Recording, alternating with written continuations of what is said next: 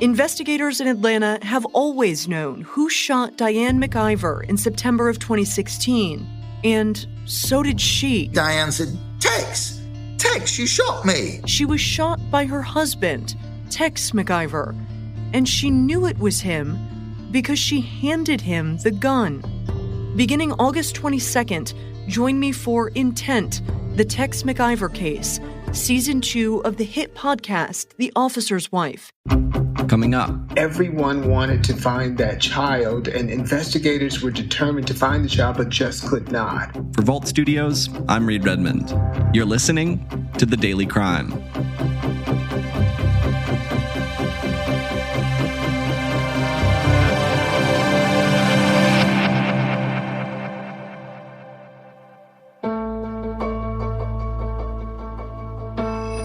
More than 600,000 people go missing every year in the United States, according to the National Missing and Unidentified Persons Database. That's the last hug I got from him, the last kiss I got from him. Mr. Opera, I don't want to tell you this, but your daughter's been missing for 21 days. For nearly 21 years, the disappearance of Nicholas Plaza has come with probability, but no conclusion. In July, local news station KENS 5 in San Antonio ran a series drawing attention to the dozens of children and adults who remain missing in their area, in hopes that someone in the community knows something that will help find them. Tonight, our coverage on the missing continues with our series called Unsolved San Antonio. When it comes to therapy and psychiatry, getting the help you need has never been so simple. When you're able to access your provider from the comfort of your device, it means that therapy can be on your schedule, and alleviating the wait times to get an appointment or the travel time to an office can free up time for all the other things you need to do in the rest of your life. Talkspace is so convenient and accessible, it's a great way to feel supported around the clock. Talkspace lets you send and receive unlimited messages with your dedicated therapist in the Talkspace platform 24/7. With Talkspace, you set goals with your therapist, and they hold you accountable and make sure you're really progressing. Therapy can help you shift your perspective, find tools to cope in difficult times, and be a guiding light. As a listener of this podcast, you'll get $100 off your first month with Talkspace. To match with a licensed therapist today, go to Talkspace.com. Make sure to use the code DAILYCRIME, no spaces, to get $100 off your first month and to show your support for the show. That's code DAILYCRIME and Talkspace.com. Marvin Hurst is joining us from KENS 5 in San Antonio. Last month, you and your colleagues at KENS 5 worked on a big project covering unsolved cases in San Antonio.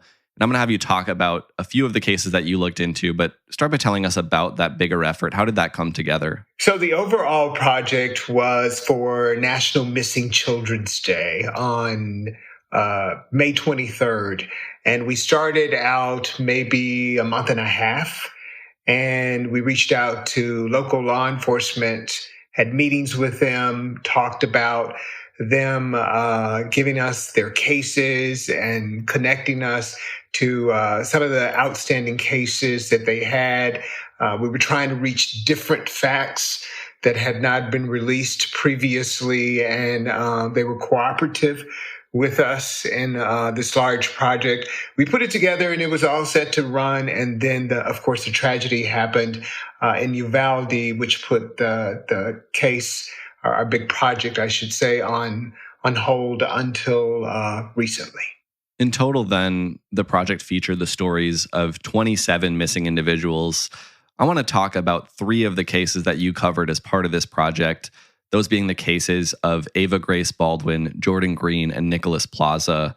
Let's start with Ava Grace Baldwin. What's her story?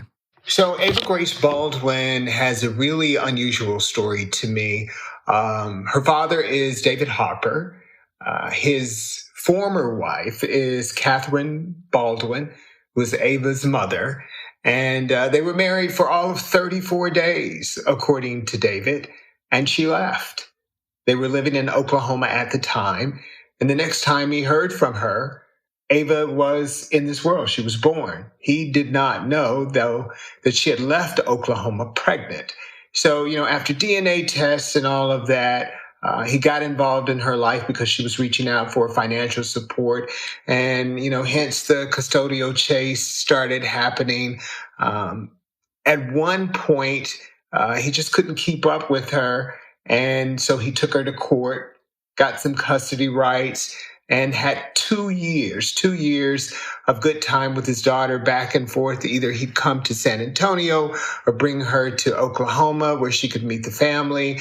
And then all of a sudden, a principal from one of the schools that his daughter was attending called and said, "Have you heard from your daughter? Because she's been missing from school for 21 days. That's when he called the local authorities here in San Antonio, and they went out to what was supposed to be the address that he had, the most current address for Catherine, the mother, and Ava, the daughter. And it was an empty field. So since that day, 7 years ago, he's been looking for his daughter. She's been on billboards. She's had coverage here, and still nothing. Absolutely nothing, which is puzzling to us, because you would think that in today's age, in 2022, that there would be some kind of digital footprint, thumbprint, something that would lead the authorities to Ava Grace and Catherine.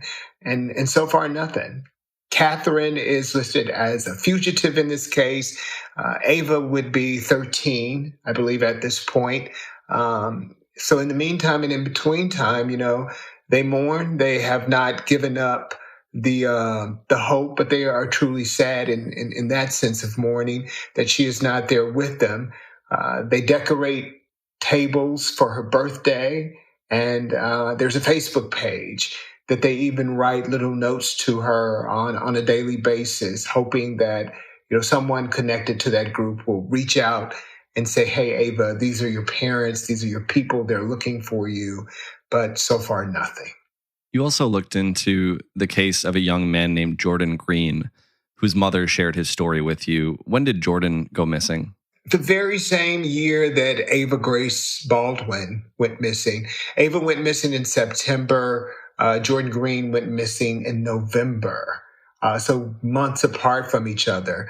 Jordan was the oldest child, or is the oldest child, of Jennifer Green, and he came to San Antonio in July to stay with relatives to work a part-time job. He had put in a year at college and, was trying to figure things out in his life, as most young people do sometimes. And he's working at a bar. And then in November, he told his mother that, "Hey, I think I want to come back home to Fort Worth." And so he saw her at the birthday party. He hugged her, he kissed her, said that I was going to come home after Thanksgiving. But he never did. He disappeared, and they haven't seen him since.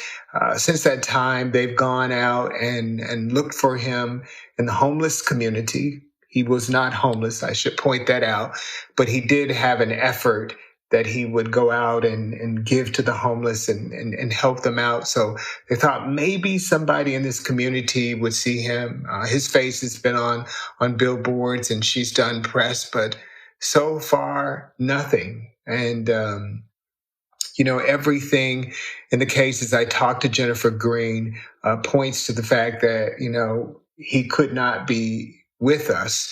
But she says until someone brings her son's body and lays it out prostrate in the floor, she's not going to ever give up hope that he's alive. And of course, prostrate is one of those Christian terms where a person has to be laying out in front of you, face on the ground, feet stretched out.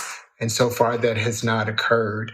His birthday just recently passed. He would have been 30 years old, or in her mind, he is 30, and she has not given up hope. Do you have any information on what the law enforcement investigation into Jordan Green's disappearance looks like today? Are there any active leads being investigated that we know of? Well, there comes a point in the case, and we're talking about 7 years, there comes a point in the case where leads are just exhaustible. And that's why we do the stories that we do, like for Unsolved SA, hoping that someone out there will finally let go a piece of information that could help law enforcement in this case. And at this point, it's considered a cold case. He is still technically missing because that's all they can prove at this point.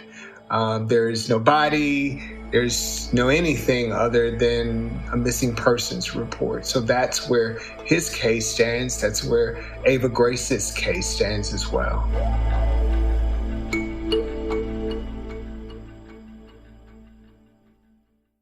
The last case we'll talk about on this episode is another heartbreaking story, the disappearance of a young boy named Nicholas Plaza who went missing in the fall of 2021.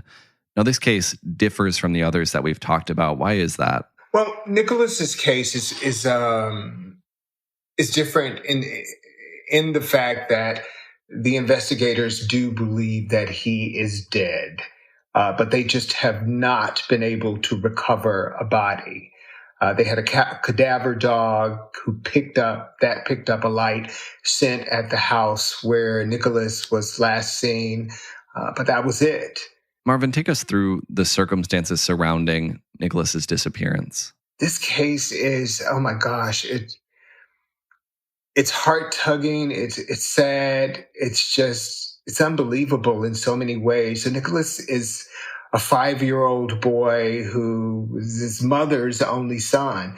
She got romantically involved with a high school acquaintance in March. 5 months later, in 2001, she moved in with him, and he basically took over the parental role as parent for Nicholas. Now, he is in the house with his parents at this time. They are not isolated alone.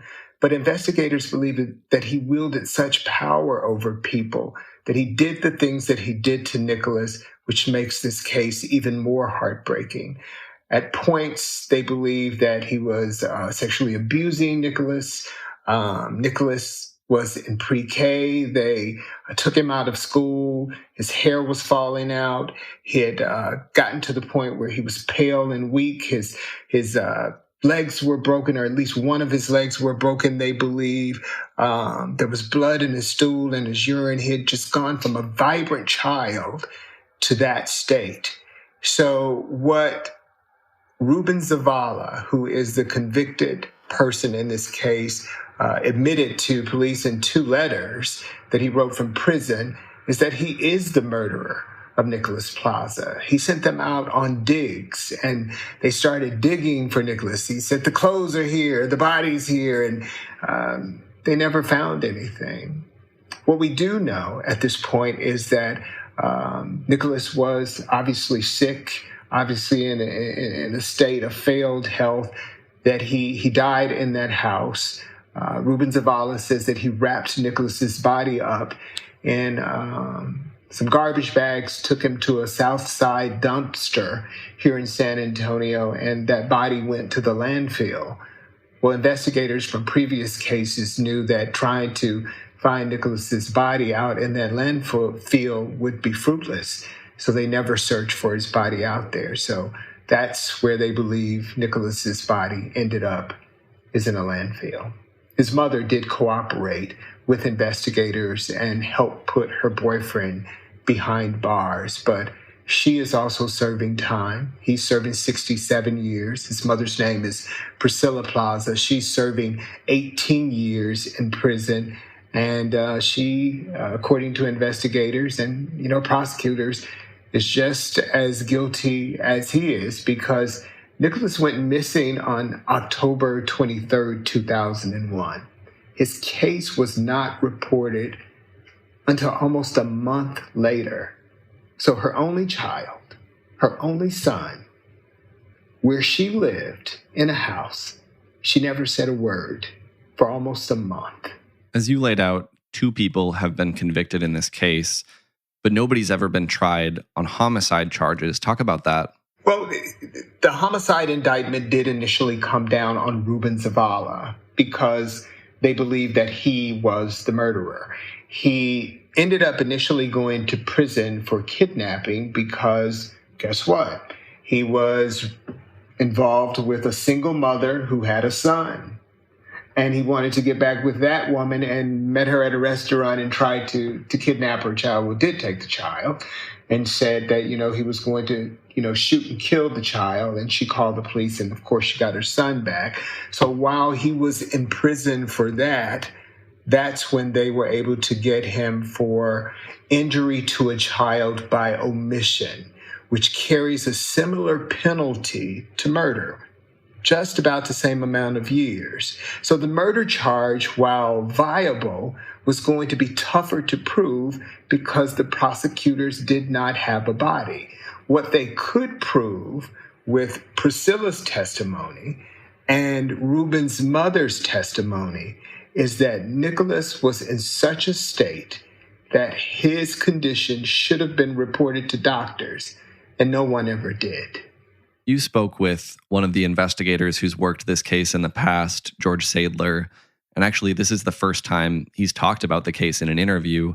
Take us through his experience investigating this case. Well, the case had gone through at least 40 investigators, because we're talking about a child who went missing in 2001, and there was just this huge frenzy in this community to try to find Nicholas Plaza. I mean, just to see his face, those beautiful eyes, and his face framed with those big ears and his little smile.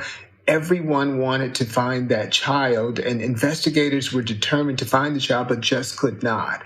He got the case in 2003, I believe, and then a couple of years later, with the help of a psychologist, he was able to talk the mother of Ruben Zavala and the mother of Nicholas Plaza, Priscilla and Cecilia, I believe her name is, into testifying. That's where the break came in, because he needed something new.